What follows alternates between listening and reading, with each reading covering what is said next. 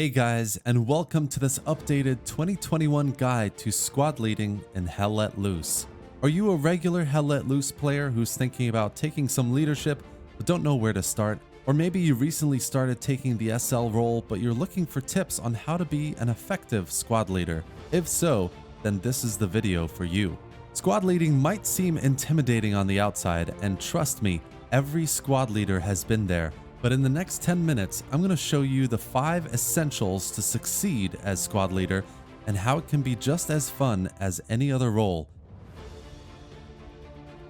We've all had matches where there are no garrisons, there's no commander, and no one is talking on comms. Most SLs, hell, most players will just do their own thing, ignoring the rest of the team or what's going on, but you can be different. This isn't Battlefield or COD, this is Hell Let Loose. And in Hell Let Loose, people need leadership. People need someone to follow into battle. At the start of the match, if you don't see anyone being proactive with a supply truck, take it and drive it to the front line.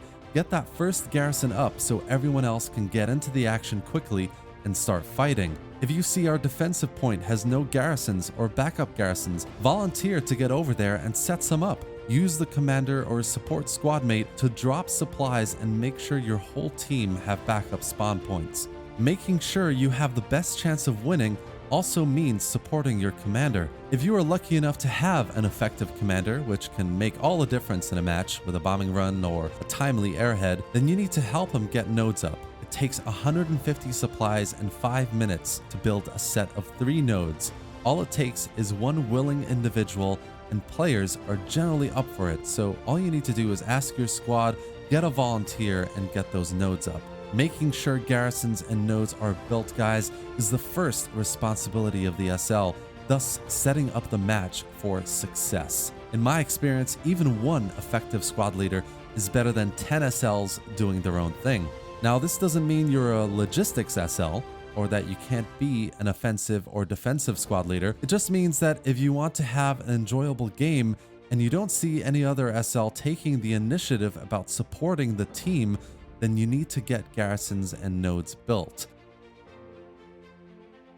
The second responsibility of the SL is to the squad and your squad mates. Without leadership, communication, and direction, the squad is like a headless chicken, running around shooting people and, to be honest, probably just getting frustrated at the lack of communication and leadership anyway. As SL, you are the glue that holds the squad together, and you have the specific tools at your disposal to make sure your squad has a fun time and helps win the match. So let's run through these tools. First, we have the binoculars, which is the real SL's weapon. With it, you can spot where the enemy is coming from, how many of them there are. You can spot tanks, garrisons, OPs, infantry, trucks, an MG in a building that has your squad pinned down. You can spot a place to drop your OP or a friendly garrison for a nice flanking position. Guys, the possibilities are endless. It is pivotal you use this tool because it helps you with your next and most important ability, markers. As well as being able to lay down markers of what you can see, you can also lay down markers for what your squad mates and other squad leaders are saying. Here's a list of markers you can put down on the screen now, and while it may seem there are a lot at first, as squad leader, you're mainly going to be using the move, defend, and attack marks. Everyone has a style for using these markers, but just to give you an idea, here's a quick example of how I use markers with my squads. Alright guys, let's try and set up another front line from move to defend. I'll get a garrison up there and then we'll start pushing to the point. I copy that. The main point here, guys, is that I'm using my markers to give my squad an objective, a place to be, and follow orders, and if I've given the right orders, hopefully to get some good kills that help them have fun and help us win the game. Finally, and absolutely most importantly, you have the outpost, or OP as commonly known. Without an OP, your squad doesn't have a reliable angle from which to attack or defend an objective. OPs could be the difference between a frontal, meat-grinding offensive or a cheeky flanking offensive that puts your squad in the right position at the right time. OPs are your lifeline. If your entire squad is down and you've just lost your OP, but you're still alive, you could be the difference between resetting at a garrison or putting down a new OP in an interesting spot that gets your squad straight back into the action. Use them wisely though, and put them up somewhere safe where enemies won't easily find it and take it down, but also somewhere that will make your squad most effective. This leads us to an SL tool that pretty much needs its own point. The map is the SL's greatest tool at his disposal. As a leader, you need to have a practical awareness of what the current situation is, and I don't just mean looking at the markers on the map and having a rough idea of where the enemies might be. I mean looking at the emptiness of the map, the shape of where the whole team is, and even looking at what OPs and garrisons are lighting up. Having this kind of map awareness will help you make the right decisions for your squad. In Hell Let Loose, there's a reason why matches are a maximum of an hour and a half long.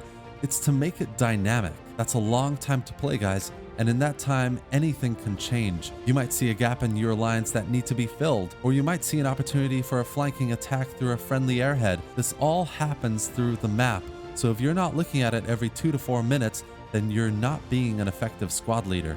The most important thing the map allows you to do though is to outthink the enemy, to anticipate their plan, and help put your squad at the right place at the right time. Many SLs just have a quick look at their map, place down a move mark and say, right guys, this is where we're going, without even looking at what the rest of the team is doing or what's actually needed to win. Hell Let Loose is primarily about teamwork, so to be an effective squad leader, you have to look at your map to be 2 steps ahead of the enemy and understand how to support the rest of your team. Now I'm going to assume you have a mic, but if you don't, then my only message to you is you're not playing the game the way it's meant to be played. The number one thing you need to have fun and be an effective squad leader is to be able to talk to your squad mates and the people around you, and that requires a mic. So I implore you to get one. Communication is key. Without it, you can't let your squad know what you plan on doing, or some key information about where the enemy is coming from, or that the commander is dropping a bombing run ahead of you, so you need to hold your position, and the list goes on and on. Without communication, you're fighting blind.